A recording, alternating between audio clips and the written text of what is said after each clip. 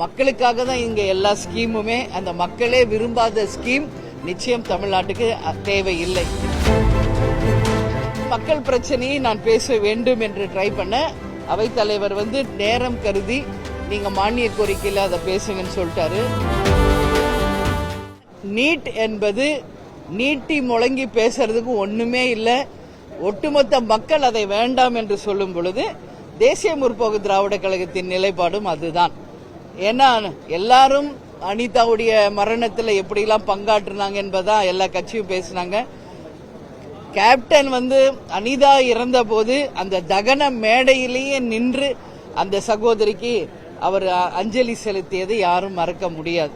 ஏன்னா மக்களுக்காக தான் இங்க எல்லா ஸ்கீமுமே. அந்த மக்களே விரும்பாத ஸ்கீம் நிச்சயம் தமிழ்நாட்டுக்கு தேவையில்லை என்று தீர்மானம் நிறைவேற்றப்பட்டிருக்கிறது.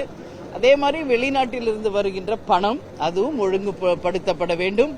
நீதியின் மூலம் நிதியை சரி செய்து எல்லா இடத்திலுமே லஞ்ச ஊழலுக்கு அப்பாற்பட்டு பின்புற வாசல் வழியாக ஃபாரின் ஃபண்ட்ஸ் நம்ம தமிழ்நாடுக்குள்ள வர்றதை நிச்சயமாக அனுமதிக்க கூடாது. அதை ஒழுங்குபடுத்த வேண்டும் என்பதையும் தேமுதிக சார்பாக நம்ம பதிய வச்சிருக்கிறோம். இதுக்கு அப்பாற்பட்டு மக்கள் பிரச்சனையை நான் பேச வேண்டும் என்று ட்ரை பண்ண அவைத்தலைவர் நேரம் கருதி நீங்க மானிய கோரிக்கையில் அதை பேசுங்கன்னு சொல்லிட்டாரு.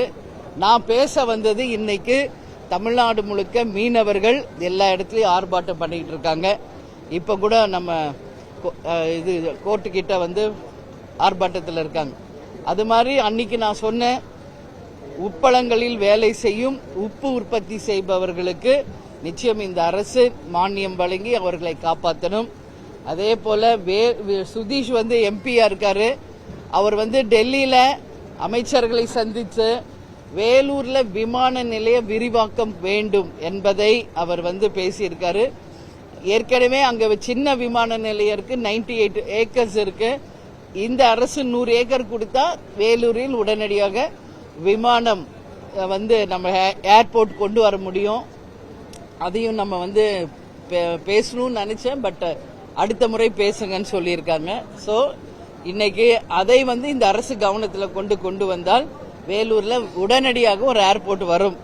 அது மட்டும் இல்லை, இங்க Madurai to Coimbatore metro train திட்டம் கொண்டு வர வேண்டும் என்று பல நாட்களாக அந்த ஒரு கோரிக்கை இருக்கு. அது மட்டும் இல்லாமல் சென்னை டு திருச்சியும் மெட்ரோ ட்ரெயின் வரணும். அதன் மூலம் விருதாச்சலத்தில் மிகப்பெரிய ஜங்ஷன் இருக்கு. அந்த ஜங்ஷன்ல அந்த மெட்ரோ ட்ரெயின் நிற்கும் போது பல்வேறு லட்சக்கணக்கான மக்களுக்கு அது பயனளிக்கும் என்பது போன்ற பல ஸ்கீமை இன்னைக்கு பேசணும்னு நினைச்சோம். நேரம் கருதி இதையெல்லாம் நான் மானிய கோரிக்கையில பேசுறேன் அப்படின்னு நான் சொல்லி இருக்கேங்க. இது மட்டும் கிடையாதுங்க, இன்னும் மக்கள் பிரச்சனை நிறைய இருக்கு. இப்ப கூட எங்க நான் போனாலும் நம்ம பட்டதாரி ஆசிரியர்கள் தான் எங்க போனாலும் எங்களுக்காக பேசுங்கன்னு சொல்றாங்க. பல ஆண்டுகளாக அவங்க பிரச்சனை நீண்டுகிட்டே போகுது. அவங்களுக்கும் ஒரு தீர்வை இந்த அரசாங்கம் நிச்சயமாக செய்ய வேண்டும் என்ற எங்க கோரிக்கையை இந்த நேரத்தில் நாங்கள் சொல்கிறோம். முதலில் பேசியவர் கேப்டன் தான்.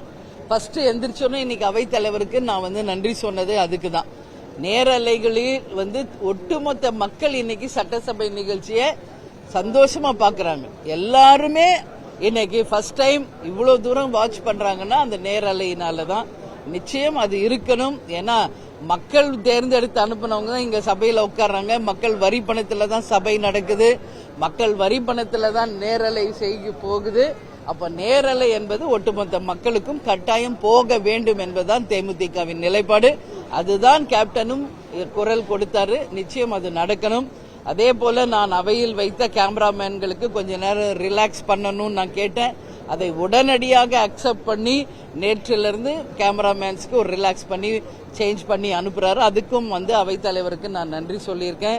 பத்திரிகையாளர்களாகி உங்க கோரிக்கை நிறைய இருக்கின்றதை நான் கேள்விப்பட்டேன். உறுதியாக உங்களுக்காகவும் நான் நிச்சயம் சட்டசபையில் பேசுவேன். இதற்கு முன்னாடி உங்களுக்கு இருந்த ஃபெசிலிட்டிஸ் என்ன, அதுக்காக உங்களுக்காகவும் நிச்சயம் நான் பேசுவேன் என்பதை இந்த நேரத்தில் சொல்றேன்.